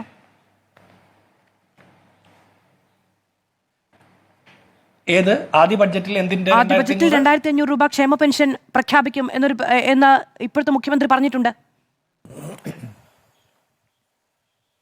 ആദ്യ ബഡ്ജറ്റിൽ തന്നെ 2500 കൊടുക്കുമെന്ന് ഇവർ 2500 രൂപ ക്ഷേമ പെൻഷൻ പ്രഖ്യാപിക്കുമെന്ന് പറഞ്ഞിട്ട് അത് ചെയ്തില്ല. ഞങ്ങൾ പ്രഖ്യാപിക്കും, ഞങ്ങളുടെ ആദ്യത്തെ ബജറ്റിൽ പ്രഖ്യാപനം ഉണ്ടാകും എന്ന് പറഞ്ഞിട്ടുണ്ട്. അല്ല, ഞാൻ ചോദിച്ചത് 2500 കൊടുക്കും എന്ന് പറഞ്ഞിട്ടുണ്ട്. പ്രദർശിപ്പിക്കുന്നത് നല്ലതാണ്. അല്ല, അത് എടുക്കേണ്ടി വരും. പെട്ടെന്ന് എടുക്കാൻ കഴിയില്ല. എടുക്കാൻ ഞാൻ ആവശ്യപ്പെടുകയും ചെയ്യാം. അങ്ങനെയല്ല, ഞാനത് ക്ലാരിറ്റി വരുത്താം. 2500 രൂപ ക്ഷേമ പെൻഷൻ കൊടുക്കും എന്ന് പറഞ്ഞുകൊണ്ടാണ് LDF സർക്കാർ അധികാരത്തിൽ വന്നത്. പക്ഷെ അവർ ചെയ്തിട്ടില്ല. പക്ഷെ ഞങ്ങൾ പ്രഖ്യാപിക്കും, ആദ്യ ബജറ്റിൽ പ്രഖ്യാപിക്കും. ശരി, ഇനി 2500 എന്ന് പോട്ടെ, ആദ്യ ബജറ്റിൽ പ്രഖ്യാപിക്കും എന്ന് പറഞ്ഞല്ലോ. ആദ്യ ബജറ്റിൽ അതുമായി ബന്ധപ്പെട്ട ഒരു പരാമർശവുമില്ല. ഇനി അതല്ല നമ്മുടെ വിഷയം. ഞാൻ അങ്ങ് പറഞ്ഞപ്പോൾ പറഞ്ഞു എന്നേ ഉള്ളൂ. അല്ല, എനിക്ക് മനസ്സിലായി താങ്കൾ സൂചിപ്പിച്ച കാര്യം എനിക്ക് മനസ്സിലായി. ഞാനൊരു കാര്യം ചോദിക്കട്ടെ. കേരളത്തിലെ ടൂറിസം മേഖലയുടെ വികസനത്തിന് വേണ്ടിയിട്ട് പരമാവധി ബാറുകളുടെ എണ്ണം കൂട്ടാൻ തീരുമാനിക്കുന്നുണ്ട്. അത് ഇപ്പോൾ ടൂറിസം മേഖല വികസിക്കണ്ടേ? ഞാനൊരു കാര്യം പറയാം. അനധികൃത മദ്യത്തിന്റെ വ്യാപനം കുറയ്ക്കുക, മയക്കുമരുന്ന് ഉപയോഗത്തിന്റെ MDMA പോലുള്ള സിന്തറ്റിക് ഡ്രഗ്സിന്റെ ഉപയോഗം കുറയ്ക്കുക. സ്വാഭാവികമായിട്ടും നമ്മുടെ സമൂഹത്തിൽ മദ്യം ഉപയോഗിച്ച് ശീലമുള്ള ഒരു സമൂഹമാണ്. ആ സമൂഹത്തിൽ നിന്ന് ഒറ്റയടിക്ക് മദ്യത്തിന്റെ അളവ് കുറയ്ക്കുക എന്നുള്ളത്, ലഭ്യത കുറയ്ക്കുക എന്നുള്ളത് ഒരു സാമാന്യ ബുദ്ധിക്ക് ചേർന്നതല്ല. LDFും അക്കാര്യം പറഞ്ഞിട്ടുണ്ട്. അവർ പക്ഷെ സിനിമാ നടിമാരെയും നടന്മാരെയും വെച്ച് പരസ്യം ചെയ്തു അത് പറഞ്ഞു, നേരെ തിരിച്ചു ചെയ്തു. ഇവിടെ വീര്യം കുറഞ്ഞ മദ്യത്തിലേക്ക്, വീര്യം കൂടിയ മദ്യം ഉപയോഗിക്കുന്ന ആളുകൾ വീര്യം കുറഞ്ഞ മദ്യത്തിലേക്ക് മാറുന്നത് ഒരു തരത്തിൽ പറഞ്ഞാൽ ഒരു നല്ല കാര്യമാണെന്നാണ് വിചാരിക്കുന്നത്. ഉദയഭാനു കമ്മീഷൻ റിപ്പോർട്ട് നടപ്പാക്കേണ്ടത് പ്രതിജ്ഞാബദ്ധമാണെന്നാണ് കഴിഞ്ഞ LDF സർക്കാർ പറഞ്ഞത്. ഒരു കാര്യം കൂടി ചോദിക്കാം. ഈ 2018, 2022, 23 മദ്യനയത്തിൽ അതിൽ നികുതി വകുപ്പും എക്സൈസ് വകുപ്പും, ഞാൻ വിചാരിക്കുന്ന MB രാജേഷ് അന്ന് എക്സൈസ് വകുപ്പ് മന്ത്രിയാണ്, ആ എക്സൈസ് വകുപ്പും കൂടി ഇറക്കിയിട്ടുള്ള സർക്കാർ ഗസറ്റിൽ പറഞ്ഞിരിക്കുന്നത്, അതായത് 31/3/2022 പറഞ്ഞിരിക്കുന്നത്, സംസ്ഥാനത്ത് വീര്യം കുറഞ്ഞ മദ്യത്തിന്റെ വിപണനത്തിന് വേണ്ടിയിട്ടുള്ള നടപടികൾ സ്വീകരിക്കുമെന്നാണ്. മനസ്സിലായോ? അതിനുശേഷം 2024-25 ബജറ്റിൽ പറഞ്ഞിട്ടുണ്ട് ഇവിടെ വിദേശ നിർമ്മിത മദ്യം ഇവിടെ നിർമ്മിച്ച് വിപണനം കൂടി ചെയ്യുമെന്ന്. അപ്പൊ ഞാൻ ചോദിക്കുന്നത്, നിങ്ങൾക്ക് ചെയ്യാൻ നിങ്ങൾ താല്പര്യം പ്രകടിപ്പിച്ച് നിങ്ങൾ എല്ലാ കാര്യങ്ങളും വെച്ചിരുന്ന ഒരു കാര്യത്തിൽ ഞങ്ങൾ വന്നിട്ട് വീര്യം കൂടിയ മദ്യം ഉപയോഗിക്കുന്നത് വീര്യം കുറഞ്ഞ മദ്യത്തിന്റെ ഉപയോഗത്തിലേക്ക് പറ്റുമെങ്കിൽ, സാധ്യമാണെങ്കിൽ മാറാൻ സാധ്യമായിട്ടുള്ള ഒരു കാര്യം തീരുമാനിക്കുന്നു. അതും ഇപ്പോഴും തീരുമാനിച്ചിട്ടില്ല, നടപ്പാക്കാൻ പോകുന്നില്ല. ടാക്സ് കട്ടിലൂടെയാണോ നടപ്പിലാക്കേണ്ടത്? അല്ല, അതൊരു പ്രോത്സാഹനമാണ്. മാധവ്, നമ്മൾ വീര്യം കൂടിയ മദ്യം വലിയ ടാക്സ് കൊടുത്ത് മേടിക്കും. അല്ല, ഞാൻ പറയട്ടെ, വീര്യം കൂടിയ മദ്യം ഉപയോഗിക്കുന്ന ആളുകൾക്ക് വീര്യം കുറഞ്ഞ മദ്യത്തിലേക്ക് ഒരു പ്രോത്സാഹനത്തിന് കൂടി ഒരു സാധ്യതയാണ്. വീര്യം കൂടിയ മദ്യം വിപണിയിൽ അവസാനിപ്പിച്ചതിന് ശേഷമല്ല സർ, വിപണിയിൽ അവസാനിപ്പിച്ചതിന് ശേഷമല്ല വീര്യം കുറഞ്ഞ മദ്യം കൂടി തുറന്നു കൊടുക്കുന്നത്. അങ്ങനെയാണെങ്കിൽ ശരി, വീര്യം കൂടിയ മദ്യം ഉപയോഗിച്ച ആളുകൾ ഇങ്ങനെ ഒരു ടാക്സ് കട്ട് ഉണ്ട് എന്നുള്ളത് കൊണ്ട് അതിലേക്ക് ഷിഫ്റ്റ് ചെയ്യുമെന്ന് എന്ത് പഠനമാണ് ഉണ്ടായിട്ടുള്ളത്? ഈ ഉദയഭാനു എന്തായാലും അത്തരം നിർദ്ദേശങ്ങളോ അത്തരം പഠനമോ നടത്തിയിട്ടില്ല. ഞാൻ മാധു അല്ലേ തുടക്കത്തിൽ പറഞ്ഞ മദ്യത്തിന്റെ ടാക്സ് കുറച്ചാൽ അതിന്റെ ഉപയോഗം കൂടുമെന്ന്? അത് സിമ്പിൾ എക്കണോമിക് തിയറിയാണ്, ഡിമാൻഡ് തിയറിയാണ്. ടാക്സ് കുറയ്ക്കുമ്പോൾ വില കുറയും, അപ്പോൾ ഉപയോഗം കൂടുമെന്ന്.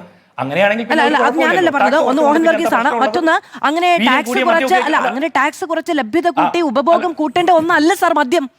അതാണ് ഞാൻ അങ്ങ് ഇലക്ട്രിക് വെഹിക്കിളിന്റെ കാര്യം പറഞ്ഞപ്പോൾ ഞാൻ പറഞ്ഞത് തമ്മിൽ താരതമ്യം ചെയ്യാൻ പറ്റില്ല എന്ന്. ഉപഭോഗം കൂട്ടി ലാഭം ഉണ്ടാക്കാൻ പ്രോത്സാഹിപ്പിക്കേണ്ട ഒന്നല്ല മദ്യം. ഞാൻ അല്ല, ലാഭം ഉണ്ടാക്കാനാണെങ്കിൽ ടാക്സ് കുറയ്ക്കേണ്ട കാര്യമില്ലല്ലോ. ലാഭം ഉണ്ടാക്കാനാണെങ്കിൽ ടാക്സ് കൂട്ടിയാ പോരെ. ഇവിടെ ലാഭം ഉണ്ടാക്കലല്ല ലക്ഷ്യം. ഒന്ന് ഘടകവിരുദ്ധതയാണ് പറയുന്നത്. ലാഭം ഉണ്ടാക്കാനാണെങ്കിൽ ടാക്സ് കൂട്ടിയാൽ പോരെ. പക്ഷെ അങ്ങ് പറഞ്ഞത് കൺസംഷൻ കൂടിയാൽ ടാക്സ് കുറഞ്ഞാലും കൺസംഷൻ കൂടിയാൽ ലാഭം കൂടില്ലേ എന്നുള്ളതാണ് അങ്ങ് ചോദിച്ചത്. അങ്ങനെ ടാക്സ് കുറച്ച് കൺസംഷൻ കൂട്ടി അതുവഴി ലാഭം ഉണ്ടാക്കുന്ന തിയറി അപ്ലൈ ചെയ്ത് ലാഭം ഉണ്ടാക്കേണ്ട ഒന്നും മദ്യമല്ല സർ. അല്ല, ഞാൻ മാധു ഈ സെയിൽസ് മാക്സിമേഷൻ തിയറിയാണ് പറയുന്നത്, അതല്ല ഞാൻ പറയുന്നത്. ഞാൻ തിരിച്ചൊരു കാര്യം ചോദിക്കട്ടെ. അപ്പോൾ നിങ്ങൾ തന്നെ വേറൊരു കാര്യം പറയുന്നുണ്ട്, വീര്യം കൂടിയ മദ്യത്തിൽ നിന്ന് വില കുറച്ചാലും വീര്യം കുറഞ്ഞതിലേക്ക് വരുമോ എന്ന്. ആ സംശയം നിങ്ങളുടേതാണ്, എന്റെ അല്ല. അതെ, എന്റെയാണ് സംശയം. എന്താ പ്രശ്നം? അങ്ങ് പറഞ്ഞത് വീര്യം കുറഞ്ഞ മദ്യം ലഭ്യമാക്കുമ്പോൾ വീര്യം കൂടിയ മദ്യം ഉപയോഗിക്കുന്നവർ ഷിഫ്റ്റ് ചെയ്യുന്നതാണ്. നേരത്തെ ഞാൻ പറഞ്ഞത് അദ്ദേഹത്തോട് ചോദിച്ച ചോദ്യമാണ് മദ്യനയത്തിൽ അവർ എഴുതി വെച്ചത്. അത് എന്റെ അഭിപ്രായം എന്ന നിലയ്ക്ക് അങ്ങേക്ക് വേണമെങ്കിൽ എടുക്കാം, അങ്ങേക്ക് അതിനുള്ള സ്വാതന്ത്ര്യമുണ്ട്. പക്ഷെ ഞാൻ അതല്ല ഉദ്ദേശിച്ചതും അതല്ല പറഞ്ഞതും. ഒരു നിമിഷം, അദ്ദേഹത്തിന്റെ കാലത്തെ മദ്യനയത്തിൽ എഴുതി വെച്ച കാര്യം ചോദിക്കുകയാണ് ചെയ്തത്. പക്ഷെ അങ്ങനെ ഉപഭോഗം കൂട്ടി ലാഭം ഉണ്ടാക്കേണ്ട ഒന്നല്ല മദ്യം എന്നാണ് ഞാൻ പറഞ്ഞത്. അതെന്റെ കാഴ്ചപ്പാടാണ്, മദ്യനയത്തിൽ എഴുതി വെച്ചതല്ല. അല്ല,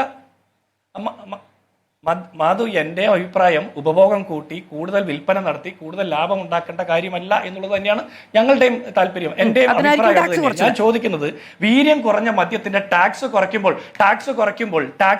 അത് പറയട്ടെ, തിരക്കൂട്ടല്ലേ. ടാക്സ് കുറയ്ക്കുമ്പോൾ അതിന്റെ ഉപഭോഗം കൂടുന്നില്ലെങ്കിൽ, അത് കൂടുതൽ ആൾ ഉപയോഗിക്കുന്നില്ലെങ്കിൽ പിന്നെന്താ പ്രശ്നമുള്ളത്? വീര്യം കൂടിയതിൽ നിന്ന് കുറഞ്ഞതിലേക്ക് ആളുകൾ ഷിഫ്റ്റ് ചെയ്യുന്നില്ലെങ്കിൽ ഒരു കുഴപ്പമില്ലല്ലോ. എന്തെങ്കിലും കുഴപ്പമുണ്ടോ? വീര്യം കൂടിയതിൽ നിന്ന് കുറഞ്ഞതിലേക്ക് വരുന്നതാണ് എപ്പോഴും ഒരു സമൂഹത്തിന് നല്ലതെന്ന് വിചാരിക്കുന്ന ഒരാൾ കൂടിയാണ്. ഡോക്ടർ ജിൻഡോ ജോൺ അങ്ങാണ് പറഞ്ഞത് ടാക്സ് കുറയ്ക്കുമ്പോൾ അങ്ങനെ സംഭവിക്കുമെന്നത്. അങ്ങനെ സംഭവിക്കില്ലെങ്കിൽ കുഴപ്പമില്ലല്ലോ എന്ന് ചോദിച്ച് വിപണി തുറന്നു കൊടുക്കുകയാണോ അതിന്റെ പരിഹാരം? അല്ല, ഞാൻ ചോദിക്കട്ടെ മാധു, നിങ്ങൾ പറഞ്ഞ കാര്യം ഞാൻ തിരിച്ചു ചോദിക്കുന്നതേ ഉള്ളൂ. ഞാൻ പറഞ്ഞതല്ല, ഞാനത് മദ്യനയത്തിലെ കാര്യം അദ്ദേഹത്തോട് ചോദ്യമായി വായിച്ചു കേൾപ്പിച്ചതാണ്. ആളുകൾ എത്തില്ലേ? അപ്പൊ നിങ്ങൾ LDF മദ്യനയത്തിൽ പറഞ്ഞതിനനുസരിച്ചാണോ നിങ്ങളുടെ നയം രൂപീകരിച്ചത്? നയം രൂപീകരിച്ചില്ല, ടാക്സ് കുറച്ചത്. അല്ല, ഞങ്ങളുടെ മദ്യനയം രൂപീകരിച്ചിട്ടില്ല. അതിന്റെ ചർച്ചകൾ നടക്കാൻ പോകുന്നേ ഉള്ളൂ. ഇത് ധനകാര്യ വകുപ്പ്, നികുതി വകുപ്പും കൂടി ചർച്ച ചെയ്ത് അവർ വീര്യം കുറഞ്ഞ മദ്യത്തിന്റെ കാര്യത്തിൽ ഒരു തീരുമാനം പ്രഖ്യാപിച്ചിരിക്കുന്നു. അതിനപ്പുറത്ത് UDF മദ്യനയം വരാൻ പോകുന്നുള്ളൂ. എന്ത് തന്നെയായാലും അനധികൃത മദ്യം ഉപയോഗിക്കുന്നതിനേക്കാൾ, മയക്കുമരുന്ന് സിന്തറ്റിക് ഡ്രഗ്സ് ഉപയോഗിക്കുന്നതിനേക്കാൾ, വീര്യം കൂടിയ മദ്യം ഉപയോഗിക്കുന്നതിനേക്കാൾ വീര്യം കുറഞ്ഞ മദ്യം ഉപയോഗിക്കുന്നതാണ് കുറെ കൂടി അഭികാമ്യം എന്ന് വിചാരിക്കുന്ന ഒരാളാണ് ഞാൻ.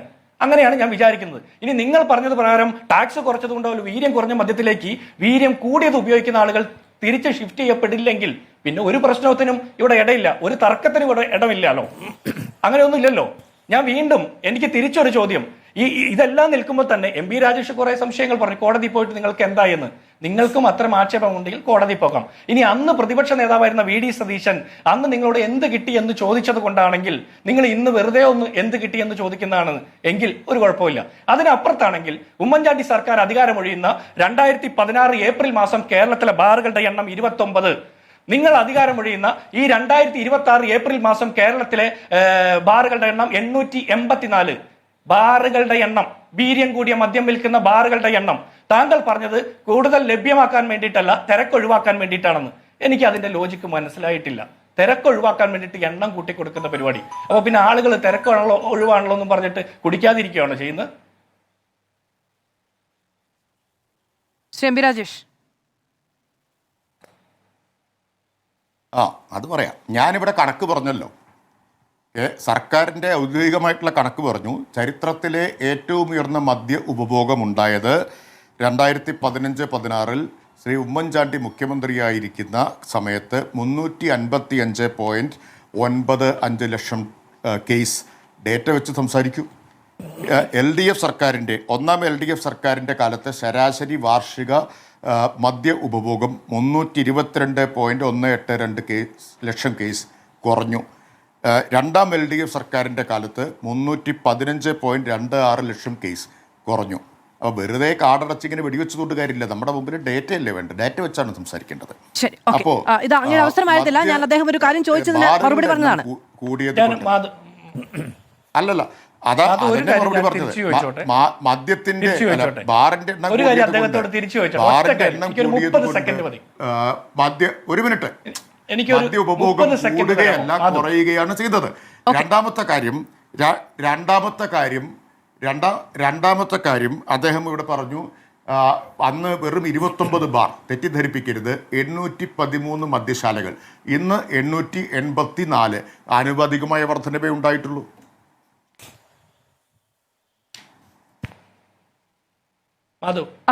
ഒരു കാര്യം, ഒറ്റ കാര്യം അദ്ദേഹം പറയുന്നു 29 ബാറുകളല്ല 883 എന്ന് പറയുന്നു. ഞാൻ ഉറപ്പിച്ചു പറയുന്നു, ബിയർ ആൻഡ് വൈൻ പാർലറുകൾ അന്ന് ബാറുകൾ പൂട്ടിയതിന്റെ പേരിൽ ഏറ്റവും കൂടുതൽ ആക്ഷേപം നേരിടുകയും ബാറ് മുതലാളിമാർ തെരഞ്ഞെടുപ്പിൽ മത്സരിക്കുന്ന സാഹചര്യം ഉമ്മൻചാണ്ടിക്കെതിരെ ഉണ്ടായി. അവരെല്ലാം കൂട്ടമായിട്ട് പണം സംഭരിച്ച് ഇവർക്ക് കൊടുത്ത് ഇവരുടെ തെരഞ്ഞെടുപ്പ് പ്രചരണത്തിന് വരെ പണം ഒഴുക്കുന്ന സാഹചര്യം ഉണ്ടായിരുന്നു. ഇന്നുള്ളത് 884 ബാറുകൾ, ബിയർ വൈൻ പാർലറുകളല്ല. പിന്നെ MP രാജേഷ്, ഉമ്മൻചാണ്ടി സർക്കാരിന്റെ കാലത്ത് മദ്യ ഉപയോഗം കൂടി എന്ന് പറഞ്ഞു. നിങ്ങളുടെ കാലത്ത് മദ്യ ഉപഭോഗം കുറഞ്ഞപ്പോൾ മയക്കുമരുന്നിന്റെ ഉപഭോഗം കൂടുകയാണോ കുറയുകയാണോ ചെയ്തത്? മോഹൻ വർഗീസ്, അടിസ്ഥാനപരമായി തന്നെ തിരികെ ഒരു ചോദ്യം ചോദിക്കാൻ കഴിയുന്ന ഒന്നാണ്. ഈ തീരുമാനം എന്ന് പറയുന്നത് നികുതിയുമായി ബന്ധപ്പെട്ടാണ്. അത് ധനവകുപ്പ് എടുക്കേണ്ടുന്ന തീരുമാനമാണ്.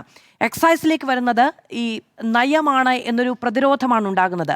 പക്ഷേ നികുതി കുറയ്ക്കുന്നത് വീര്യം കുറഞ്ഞ മദ്യ ഉപഭോഗത്തിലൂടെ ആളുകളെ ഈ വീര്യമേറിയ മദ്യത്തിൽ നിന്ന് മാറ്റാനുള്ള ഒരു തീരുമാനമാണെങ്കിൽ അത് നയപരമായ തീരുമാനമാണ്. അത് ധനകാര്യവുമായി ബന്ധപ്പെട്ട തീരുമാനമല്ല, നയപരമായ തീരുമാനമാണ് അത് എങ്കിൽ ടാക്സ് കട്ട് കൊടുക്കണമെങ്കിൽ സ്വാഭാവികമായും അതിൽ സോഷ്യൽ കോസ് വേണം. അങ്ങനെ ഒരു സോഷ്യൽ കോസ് എടുക്കുകയാണ് ഈ ടാക്സ് കട്ടിന് കാരണമെങ്കിൽ, പ്രചോദനമെങ്കിൽ അത് സ്വാഭാവികമായും നയത്തിന്റെ ഭാഗമായി വരേണ്ടതാണ്. അത് ധനവകുപ്പ് മാത്രം എടുക്കേണ്ട തീരുമാനം എന്ന് പറയുന്നത് പ്രാഥമികമായി തന്നെ തിരികെ ചോദിക്കാൻ കഴിയുന്ന ഒന്നാണ്. മാധു, ഇവിടെ തീരുമാനമെടുത്തിരിക്കുന്നത് നികുതി സംബന്ധമായ സ്റ്റേറ്റസ് കോയിൽ മാറ്റം കൊണ്ടുവന്നിരിക്കുന്നത് ധനവകുപ്പാണ്.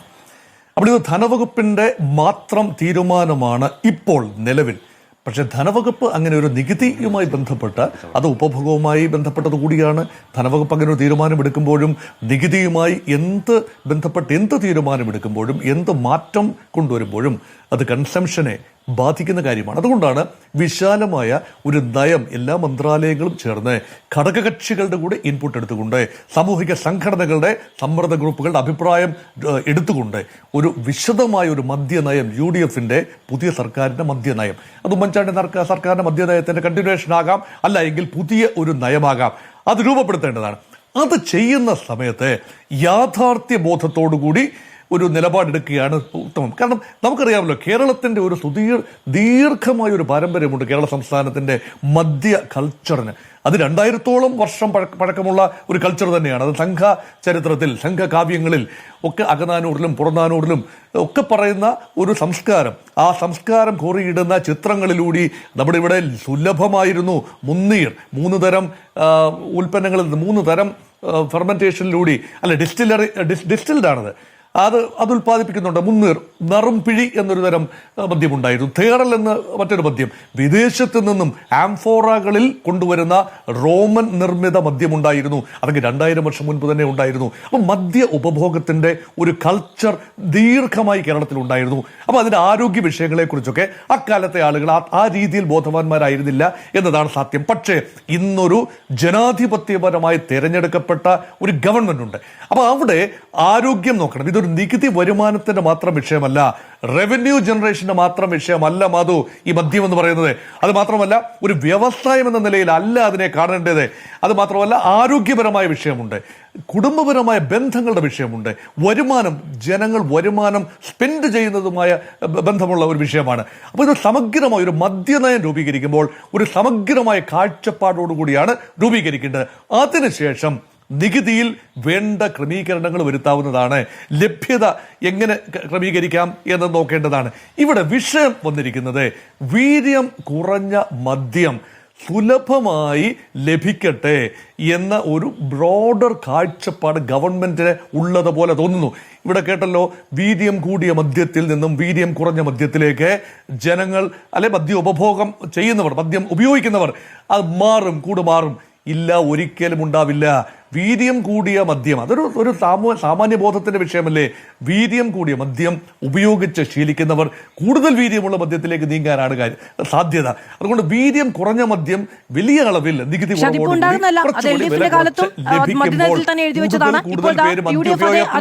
അതേ സങ്കേതമാണ് ന്യായീകരണത്തിന് ഉപയോഗിക്കുന്നത്.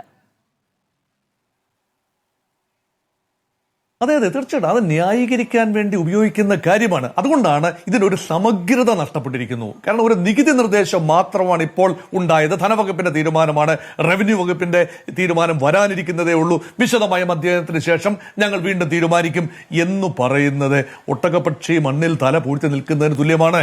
ഇവിടെ വേണ്ടിയിരുന്നത് സമഗ്രമായ ചർച്ചകൾക്ക് ശേഷം, ഇത് വൈകാരിക വിഷയം കൂടിയല്ലേ മാധു? ഇതത്ര ലഘുവായി കാണാവുന്ന വിഷയമാണോ? ഇവിടെ മനുഷ്യബന്ധങ്ങളുടെ വിഷയമുണ്ട്. ഈ മനുഷ്യന്റെ വരുമാനം വീടുകളിൽ എത്താതെ പോകുന്നത് പലപ്പോഴും മദ്യപന്മാർ മദ്യശാലകളിൽ സ്ത്രീകൾക്ക് ഈ പ്രിയദർശിനി പദ്ധതി ഇളവ് കൊടുക്കുന്ന സമയത്ത് നമ്മുടെ മുഖ്യമന്ത്രി തന്നെ പറഞ്ഞതാണ്, പുരുഷന്മാർക്ക് ഇളവ് കൊടുക്കുകയാണെങ്കിൽ അത് പോകുന്നത് എവിടെയാണ് എന്ന് നിങ്ങൾക്ക് അറിയാമല്ലോ, സ്ത്രീകൾക്ക് കൊടുക്കുകയാണെങ്കിൽ അത് കുടുംബത്തെത്തും എന്നുള്ളത്. ഈ കൺസേൺ ഒക്കെ പറഞ്ഞിട്ടാണ് ഇത് ചെയ്യുന്നത് എന്നുള്ളതാണ് മറ്റൊരു പ്രധാനപ്പെട്ട കാര്യം. MP രാജേഷ്, എന്താണ് ഈ കർണാടക ലോബി ആരോപണം? അതിലേക്ക് വരാം. അതിനു മുമ്പ് 3 ചോദ്യങ്ങൾ അവശേഷിക്കുകയാണ് ഉത്തരം പറയാതെ. ഒന്നാമത്തെ കാര്യം, ടാക്സ് നിർണ്ണയിക്കുക എന്നത് സുപ്രധാനമായ ഒരു നയപരമായ തീരുമാനമല്ലേ എന്നതാണ്. അല്ലെന്ന് ആർക്കെങ്കിലും പറയാൻ പറ്റുമോ? നികുതി നിർണ്ണയം ഒരു നയപരമായ തീരുമാനമാണ്. അങ്ങനെയിരിക്കെ എന്തുകൊണ്ടാണ് UDFന്റെ മദ്യനയം വരുന്നതിന് മുമ്പേ UDFനെ ഇരുട്ടിൽ നിർത്തി ഘടകകക്ഷികളെ ഒന്നും അറിയിക്കാതെ തിടുക്കപ്പെട്ട് നികുതി ഇളവ് കൊടുക്കാൻ തീരുമാനിച്ചത്? ആരെ സഹായിക്കാൻ വേണ്ടിയായിരുന്നു ഈ ധൃതി? മൂന്നാമത്തെ കാര്യം, ഇങ്ങനെ നികുതി ഇളവ് കൊടുക്കാൻ എക്സൈസ് വകുപ്പ് ശുപാർശ ചെയ്തിട്ടുണ്ടോ? ധനകാര്യ വകുപ്പ് ശുപാർശ ചെയ്തിട്ടുണ്ടോ? ഉണ്ടെങ്കിൽ പറയട്ടെ. എക്സൈസ് മന്ത്രിയെ ഇരുട്ടിൽ നിർത്തി അദ്ദേഹത്തിൻ്റെ വകുപ്പിൽ കൂടി വരുന്ന, അതുകൂടി ഇൻവോൾവ് ചെയ്യുന്ന ഒരു വിഷയത്തിൽ ഈ തീരുമാനമെടുത്തതിൻ്റെ പിന്നിലുള്ള ദുരൂഹമായ ലക്ഷ്യം എന്താണ്? ഇതിന് മറുപടി പറഞ്ഞേ തീരൂ. കർണാടക ലോബിയുടെ ആരോപണം ഞാൻ പറയാം. കേരളത്തിലേക്ക് വരുന്ന സ്പിരിറ്റ് നല്ലൊരു പങ്കും വരുന്നത് കർണാടകയിൽ നിന്നാണ്. ഒരു തുള്ളി സ്പിരിറ്റ് കേരളത്തിൽ ഉൽപ്പാദിപ്പിക്കുന്നില്ല. അതാണ് ഏറ്റവും പ്രധാനപ്പെട്ട കാര്യം. ആ സാഹചര്യത്തിലാണെന്ന് ഡിസ്റ്റിലറി, സ്പിരിറ്റ് ഉണ്ടാക്കുന്ന ഡിസ്റ്റിലറി ഇവിടെ ആരംഭിക്കാൻ LDF സർക്കാർ തീരുമാനിച്ചത്. ആയിരക്കണക്കിന് കോടി കേരളത്തിൽ നിന്ന് പുറത്തേക്ക് ഒഴുകാണ്. അതിൻ്റെ ബെനിഫിഷ്യറീസ് പ്രധാനമായിട്ടും കർണാടകയിലെ ഡിസ്റ്റിലറികൾ, രണ്ടാമത്തേത് മഹാരാഷ്ട്രയിലെ ഡിസ്റ്റിലറികൾ. ഇവിടുന്ന് രണ്ടുമാണ് 90% സ്പിരിറ്റും കേരളത്തിലേക്ക് വരുന്നത്. ഈ കർണാടകയിലെയും മഹാരാഷ്ട്രയിലെയും സ്പിരിറ്റ് കമ്പനികളുടെ ഉടമകൾ മിക്കവാറും കോൺഗ്രസ് നേതാക്കളാണ്. ആ സ്പിരിറ്റ് ലോബിയുമായി കേരളത്തിലെ കോൺഗ്രസിന് അടുത്ത ബന്ധമുണ്ട്. തെരഞ്ഞെടുപ്പിൽ പണം കേരളത്തിലേക്ക് ഒഴുക്കിയത് ഇവരാണ്. അപ്പം അതുകൊണ്ട് കർണാടകയിലെ ഡിസ്റ്റിലറികളുടെ ലാഭം സംരക്ഷിക്കുക, അവരുടെ ഉൽപ്പന്നങ്ങൾക്ക് കേരളത്തിൽ വിപണി ഉണ്ടാക്കി കൊടുക്കുക എന്നത് പ്രതിപക്ഷത്തിരിക്കുമ്പോഴും അവരുടെ അജണ്ടയായിരുന്നു, ഇപ്പോഴും അജണ്ടയാണ്. ഡോക്ടർ ജിൻഡോ ജോൺ, തെരഞ്ഞെടുപ്പ് ധാരണയാണോ? അല്ല, എനിക്ക് അദ്ദേഹത്തോട് ഒറ്റ കാര്യമുള്ളൂ. ഘടകകക്ഷിയായ CPI മറച്ചുവെച്ച്, മന്ത്രിസഭാ യോഗത്തിൽ മറച്ചുവെച്ച് LDFന്റെ മദ്യനയം വരുന്നതിന് മുമ്പ് ഇതേ MP രാജേഷിന്റെ കാലത്ത് ആലപ്പുഴയിൽ മദ്യക്കമ്പനി കൊണ്ടുവരാൻ വേണ്ടി ഒരു ശ്രമം നടത്തി. സർക്കാർ സ്പോൺസർഷിപ്പിലാണ് അവിടുത്തെ എല്ലാ ഇടപാടുകളും ചെയ്തത്. കുട്ടിക്ക് അല്ല, താങ്കൾ സീനിയർ ആയിട്ടുള്ള ഒരു മുൻ മന്ത്രിയും MLA ആയിട്ടുള്ള ഒരാളാണ്. ഇടപെടല്ലേ? അവസാന നിമിഷമല്ലേ? കുട്ടിക്ക് പേരിടുന്ന പോലെ മദ്യത്തിന് പേരിടാൻ വേണ്ടി താങ്കളുടെ കാലത്തല്ലേ പരസ്യം ചെയ്ത് മിന്നലെന്ന് മദ്യം തുടങ്ങാനിരുന്നത്? കുട്ടിക്ക് പേരിടുന്ന പോലെ മദ്യത്തിന് പേരിടാൻ വേണ്ടിയിട്ട് പരസ്യം ചെയ്തിട്ടില്ലേ നിങ്ങളുടെ കാലത്ത്? നിങ്ങളുടെ കാലത്ത് ഇടപെട്ടിട്ടില്ലേ? റെമി മാർട്ടിൻ കാണിച്ച ആളുകളെ വീട്ടിലേക്ക് വിളിക്കുന്ന കാലമൊക്കെ നിങ്ങളുടെ കാലത്ത് സംഭവിച്ചതല്ലേ? അല്ലേ? നിങ്ങൾ മദ്യത്തെ കുറിച്ചിട്ടൊക്കെ നിങ്ങൾ വല്ലാതെ വർത്തമാനം പറയും. ഇതൊക്കെ പറയേണ്ടി വരും. താങ്കളുടെ കാലത്താണ് മദ്യത്തിന് പേരിടാൻ വേണ്ടി എക്സൈസ് വകുപ്പ് പരസ്യം ചെയ്തത്. എന്നിട്ട് ആ മദ്യം ഉൽപ്പാദിപ്പിക്കാൻ സാധിച്ചില്ല. താങ്കൾ ഇപ്പോൾ വന്ന സർക്കാരിനെയാണ് കുറ്റം പറയുന്നത്. എന്തുകൊണ്ടാണ് കൺവെയർ ബെൽറ്റ് വർക്ക് ചെയ്യാത്തത് കൊണ്ടാണ് താങ്കൾ ആ പേരിട്ട മദ്യം ഉൽപ്പാദിപ്പിച്ച് വിതരണം ചെയ്യാൻ പറ്റാത്തത്? കാർട്ടൺ ബോക്സ് ഇല്ലാത്തതിന്റെ പേരിൽ, 700 മില്ലിയുടെ കുപ്പി കിട്ടാത്തതിന്റെ പേരിൽ കഴിഞ്ഞ ഏപ്രിൽ മാസം നിർത്തിവെച്ച മദ്യ നിർമ്മാണത്തെക്കുറിച്ച്, ഉൽപ്പാദനത്തെക്കുറിച്ചാണ് താങ്കൾ ഇപ്പോൾ കുറ്റം പറയുന്നത്. താങ്കളുടെ കാലത്താണ് ഇതൊക്കെ നടന്നത്. പൊതുമേഖലയിലെ മദ്യ നിർമ്മാണ കമ്പനിക്ക് വന്ന ആ കെടുകാര്യസ്ഥത താങ്കളുടെ കാലത്ത് നടന്ന കാര്യമാണ്. അതൊക്കെ മറച്ചു വെച്ചിട്ട് താങ്കൾ ഇപ്പോൾ വന്നിട്ട് എത്ര കിട്ടി എന്ന് ചോദിച്ചാൽ, ഇവിടെ കേരളത്തിലെ മദ്യനിർമ്മാണ കമ്പനികൾ, പൊതുമേഖലാ മദ്യനിർമ്മാണ കമ്പനികളെ തുലയ്ക്കാൻ വേണ്ടിയിട്ട് താങ്കൾക്ക് എത്ര കിട്ടി? ശരി, ഓക്കെ, ഞാൻ അവസാനിപ്പിക്കുകയാണെ. അവസാന അവസരമായതുകൊണ്ട് ആ ചെറുപ്പക്കാരൻ എല്ലാ അവാസ്തവങ്ങളും വിളിച്ചു പറഞ്ഞിരിക്കുകയാണ്. ഇതുവരെ മിണ്ടാതിരുന്നിട്ട് മദ്യനയവുമായി ബന്ധപ്പെട്ട് തന്നെയാണ് അങ്ങ് പറഞ്ഞു. മദ്യനയവുമായി ബന്ധപ്പെട്ട് തന്നെയാണ് താങ്കളുടെ കാലത്ത് മദ്യത്തിന് പേരിടാൻ വേണ്ടി പരസ്യം ചെയ്തില്ലേ? താങ്കളുടെ കാലത്ത് മദ്യത്തിന് പേരിടാൻ വേണ്ടി പരസ്യം ചെയ്തില്ലേ എക്സൈസ് വകുപ്പ്? താങ്കളുടെ കാലത്ത് ചെയ്തില്ലേ? അവാസ്തവമാണ് പറയുന്നത്.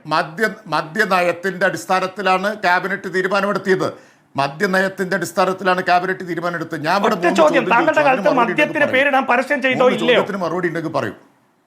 അല്ല, ഞാൻ ചോദിച്ചതിന് ഉത്തരം പറയും. താങ്കൾ എന്നേക്കാൾ പ്രായം ചെന്ന മനുഷ്യനല്ലേ? ഞാൻ ചെറുപ്പക്കാരനാണെങ്കിൽ താങ്കൾ മുൻ മന്ത്രിയല്ലേ? താങ്കളുടെ കാലത്ത് മദ്യത്തിന് പരസ്യം പേരിടാൻ വേണ്ടി പരസ്യം ചെയ്ത അല്ലേ? നിങ്ങളെ അല്ലേ ഇളവ് കൊടുത്തതിന്റെ ഉദ്ദേശം എന്തായിരുന്നു? താങ്കളുടെ കാലത്ത് മദ്യത്തിന് പേരിടാൻ വേണ്ടി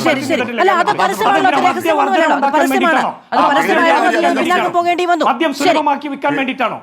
അല്ല മാധു, അതാണ് ചോദിക്കുന്നത്. മദ്യത്തിന്റെ ഉപയോഗം കുറയ്ക്കാൻ വേണ്ടിയിട്ടാണ് പേരിടാൻ വേണ്ടിയിട്ട് ആളുകളെ സമ്മാനം കൊടുത്ത് ആളുകളെ ക്ഷണിക്കുന്നത്? ശരി, അല്ല, പേരിട്ടത് കോർപ്പറേറ്റ് മുതലാളിമാർക്ക് ഇളവ് കൊടുക്കാൻ വേണ്ടി.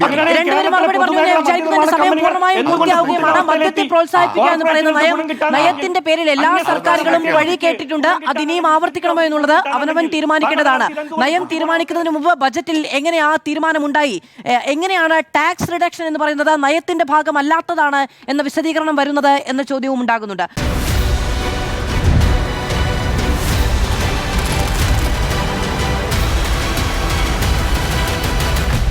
ഡിബേറ്റ് വിത്ത് മാധു സജി.